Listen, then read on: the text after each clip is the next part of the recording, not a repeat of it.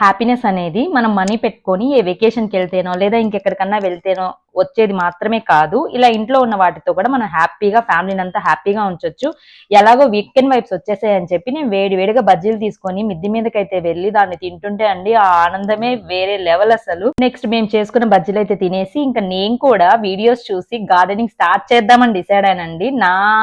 కావాల్సిన ఆకుకూరలు నేనేం పండించుకోవచ్చు అని చెప్పి కొన్ని వీడియోస్ చూసి అయితే ఇన్స్పైర్ అయ్యాను.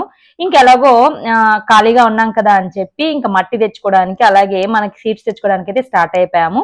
ఇంకా అక్కడికి వెళ్ళిన తర్వాత ఇంకా మట్టి ఇంకా అలాగే కొన్ని ప్లాంట్స్ కూడా చూస్తూ ఉన్నానండి. చిన్న చిన్న ప్లాంట్స్ ఏ ఉన్నాయి, మన ఇంటికి ఏం బాగుంటాయి. ప్లస్ ఇంకోటి ఏంటంటే మెయింటెనెన్స్ ఫ్రీ కూడా ఉండాలి కదా, మేము ఫ్రీక్వెంట్ గా ఊరికి వెళ్తుంటాము.